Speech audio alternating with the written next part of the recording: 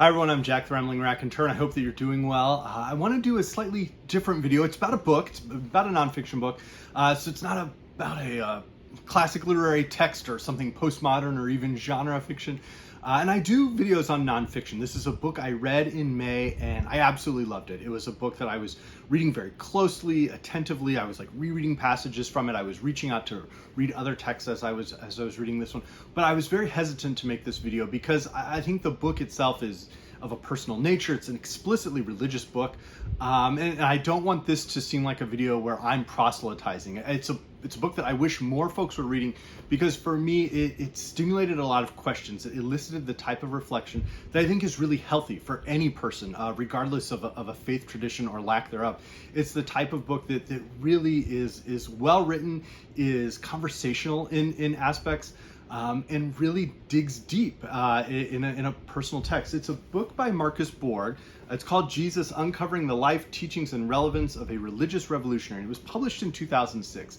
And it's not the final book Borg wrote before he passed away, but it is in some ways a revision of some of his thinking across his career. So Borg was a scholar of Christianity, of the New Testament. He was famously or infamously part of the Jesus seminar and the looking at the historical Jesus, but I think he's somewhat apart from the extraordinarily skeptical members of the Jesus seminar, in that Borg remained a devout Christian throughout. His beliefs were changing, and certain things that he believed in or believed that had happened were changing, but he remained someone who was a believing Christian throughout his life. And this book, I think, presents some of that historical research and his ideas, but does it from a way that is not extraordinarily critical of Christianity, the way some other texts can be perceived that way. But what I found really amazing about this book is Borg. There's sort of like three parts to it that I really got into and I really loved. And one was the way that Borg looks at sort of the history of Christianity and the present of Christianity in just a handful of pages, and is able to explicate, okay, here's sort of where we're at. Here are ideas that have existed for more than a millennium, and here's where we're at now, and what are we going to do about that? The book really does constantly elicit reflection from the reader, particularly if one is a Christian or is Christian curious. What does any of this mean? Why is it relevant in the 21st century? And frankly, some of the ideas he presents in the book are as relevant or more relevant now in the 2020s than they were a generation ago when he was writing the book. So that was one part, that this application and reflection that was going on that I thought was incredible. The second part of it is his grasp of metaphor. Borg has an incredible mind for unpacking obvious metaphors, but also metaphors that are less obvious. And he really looks at how Jesus within the New Testament and in specific verses or in specific parables or in specific teachings or miracles, how there's metaphorical meaning behind those. And Borg is not interested in arguing, was this said or did this happen? He's more interested in, okay, why would this be valuable? Regardless of the historicity of it, what could be the metaphorical meaning behind it? Why would this be an important thing to think about? And I appreciate that tone. It's clear that Borg and I don't agree on everything. I don't agree with almost anybody on everything, but I don't know that it's possible for two people to agree on every matter of faith. I don't know that, frankly, that would be healthy. But to see the way that he elucidates those ideas is really, really interesting. His grasp of metaphor is something that he presents at the beginning and then returns to throughout the book. And then the final part that I really enjoyed was his what he terms participatory eschatology, which is a really crazy term that on a fundamental level is as opposed to imminent eschatology, which is sort of a more prevalent belief. A lot of us will have seen folks, it was happening because I was in college when this book was published. And it was happening on my college campus, where there would be someone who would show up and want to debate everybody in some public setting at the campus about how the end times are coming and the apocalypse is coming. And that's this imminent eschatology, this idea that the end of the world, the end times are coming soon, And there's not a lot like you personally or I personally am going to have to do to bring that about or to, participate in that. It's going to happen. It's God's will, and it's very dogmatic. And that's as opposed to participatory eschatology, which is this idea that one is working out faith in here on earth, that one is doing things now here to perfect the society and community around us, and not in a way that is institutional and hierarchical, but is really actually getting down and valuing the voiceless, valuing the powerless, uplifting individuals who don't have someone to uplift them, and spending time with them. And he looks at what does that look like in the New Testament of Jesus, and then what could that look like here and now. And I thought that was a very valuable insight and empowering insight as a reader within my own faith journey. But fundamentally, it's about, like, do you give a darn about other people? And if you love them, what do you do?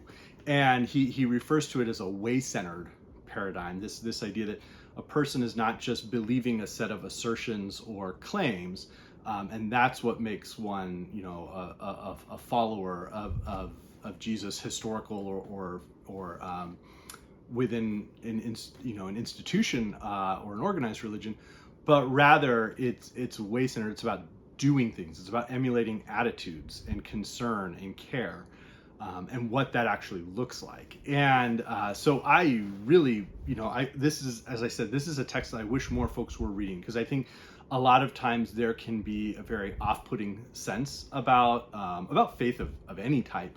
But I think especially in the US and Europe, there have been more and more off-putting sensibilities around what it looks like for people to be affirming the sense of a Christian nation, or making demands about imposing, belief systems on others. And Borg is so far from that, and so, like, clever and kind in his writing about really thinking through, like, how did he spend a lifetime in academia and in a church and with his family to arrive at these conclusions, and what's sort of his reasoning behind them. And so I really, really did enjoy the book. And I found it to just be really thoughtful. So a couple of examples. One is, in terms of metaphor, he talks about the idea there are the obvious metaphors within the parables. This idea that if Jesus says, I am a gate, he's not a literal gate. It's very obvious to his audience and to us in the modern sensibility that he is not a literal gate. He's a metaphorical gate. And so we know he would speak or teach in metaphors, or that what was recorded within the New Testament, or even in extra-canonical writings like the Sayings Gospel of Thomas in Coptic, that he was teaching with metaphor all the time. So Borg looks at an example of something like the turning the water into wine at the wedding in Cana at the beginning of the book of John. And he notes, okay, sure, okay, we could have a miracle error, but what would be the point of this? It's not just to demonstrate power. What would be a metaphorical point to record this miracle? And he asks us to think about, okay, well, what is a wedding? A wedding's a party. It's a feast. Who's invited to a wedding? And that's where we start to introduce this idea of, maybe not everybody doesn't get invited to a wedding. I was able to invite friends and family and colleagues to my wedding, people who were important to me. But if we look at who Jesus is inviting to dinner, or who he talks about being invited to parties, it really is open. It's a much more open audience of who would get to attend this wedding. And then that's this metaphor for those who are following this way that's going to overturn what Borg refers to as the domination system of a small, powerful group dominating the many, and dominating their labor, their time, their freedom, the freedom of their body, the freedom of their time, all of that. The way is going to push against that. A lot more people are getting invited, and it's going to be a really good party, and it's a really good wedding. It's a really good time together as a community, because it's a wedding where, with Jesus there, it's the wedding where the very best wine is served, and it never runs out. So it's this sense that the community can self-perpetuate forever. For Borg, he examines this idea of Jesus as someone who's incredibly attuned and connected to to what he perceives as God and the Spirit, and this sense of justice, but also of compassion, and of getting past the barriers that are constructed by society to people who are individuals and are humans and need to be valued and loved and cared about. So that was an example of sort of the metaphor is unpacking that miracle. But he continues throughout the book to really, he takes familiar ideas and he says, okay, this is recorded in this context, but if there's a ministry that lasts 3 years, we know he would have said, Jesus would have said this in a different context. What could that have looked like? Think about it, imagine it, try to reconcile some of these ideas and move past just this very narrow confine that we often think of certain teachings or ideas in. So as I said, I thought this was fantastic. It's a book that, as I've been spending time with it and reading it, as I was saying, I'm rereading, and I'm sort of always rereading the Bible and the New Testament, but rereading it with some different, lenses and different perspectives to think through, and different conversations I've been having with people. The idea of turn the other cheek as nonviolent resistance. If one has been hit with the right hand on the right side of the cheek, then turning the other cheek means that the person is not like backhanding the way that like a master would to a slave in that time, but rather is now having to hit someone as an equal, and going the extra mile, taking the Roman soldiers' gear an extra mile when it's limited to that point, is almost mocking their fictional authority over one's like actual true self, by saying, okay, when they say no, okay, you can put it down. No, I got it. I'm gonna keep going. No, you need to put it down. And there are ways that we can rethink some of what feels so old and hidebound. So it's a book that I know I'm going to return to. I think I know who I'm going to lend it to read, so we can talk about it. But it's a book I look forward to returning to in probably a year or 2 years to kind of see as I've wrestled with some of Borg's ideas, how I think about those now. Now, in terms of other works, that could link to this, I found a copy of Borg with Dominic Crossan, who sort of was one of the bigwigs of the Jesus Seminar, about the first Paul and rethinking Paul. So I am going to read this. I'm curious to see what I find in there. Crossan is I think significantly more skeptical than Borg of things. Despite his past with in a monastery for part of his life. But he's written The Historical Jesus, a really long text, The Life of a Mediterranean Jewish Peasant, and then The Birth of Christianity, sort of what's happening in the first generation or two after Jesus. Another member of that group would have been Burton Mack, and I've read his The Lost Gospel Q, the Book of the Book of Q and Christian Origins, and looking at the sayings that are common between the Gospels of Matthew and Luke. Mack is even more skeptical, I think, than either of them. He affirms that there probably is a historical Jesus, but that we get only this tiny fragment of it, and then he's interested in social formation.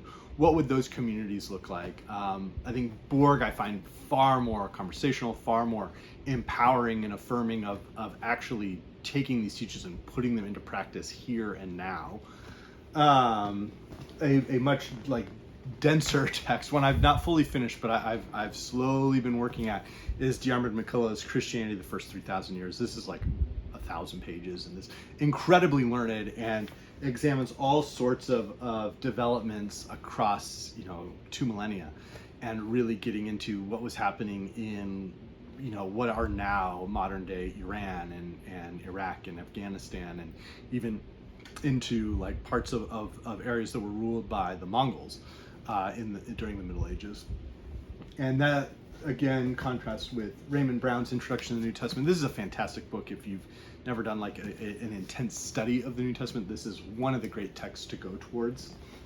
And in terms of modern like theology, Paul Tillich's The Courage to Be is a great examination of responses to existentialism and also the horrors of World War II, of the Holocaust, of the atomic bombs that were dropped on Hiroshima and Nagasaki. Tillich is writing in the immediate aftermath of that with The Courage to Be, and these lectures are fantastic.